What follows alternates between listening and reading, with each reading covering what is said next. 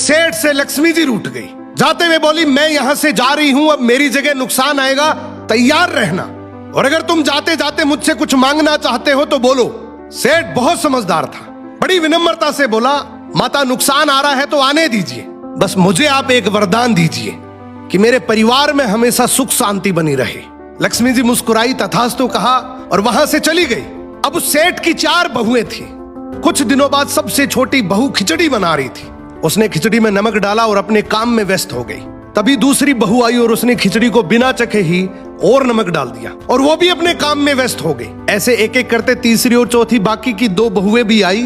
उन्होंने भी खिचड़ी को बिना चखे ही उसमें नमक डाल दिया। अब रात को सबसे पहले सेठ खाना खाने बैठा। जैसे ही उसने खिचड़ी का एक चम्मच लिया, उसे महसूस हो गया कि इसमें बहुत ज्यादा नमक है, और सेठ जी तुरंत समझ गए कि नुकसान आ चुका है। किसी से कुछ नहीं कहा, चुपचाप खिचड़ी खाई और चला गया।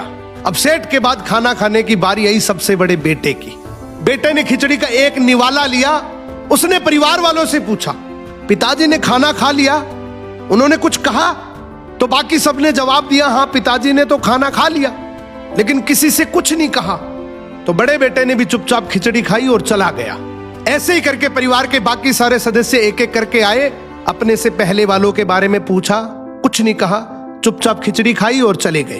अब रात को एक सेठ से लक्ष्मी जी रूठ गई। जाते हुए बोली, मैं यहां से जा रही हूं, अब मेरी जगह नुकसान आएगा, तैयार रहना, और अगर तुम जाते जाते मुझसे कुछ मांगना चाहते हो तो बोलो। सेठ बहुत समझदार था, बड़ी विनम्रता से बोला, माता नुकसान आ रहा है तो आने दीजिए, बस मुझे आप एक वरदान दीजिए कि मेरे परिवार में हमेशा सुख शांति बनी रहे। लक्ष्मी जी मुस्कुराई, तथास्तु कहा और वहां से चली गई। अब उस सेठ की 4 बहुएं थी। कुछ दिनों बाद सबसे छोटी बहू खिचड़ी बना रही थी। उसने खिचड़ी में नमक डाला और अपने काम में व्यस्त हो गई।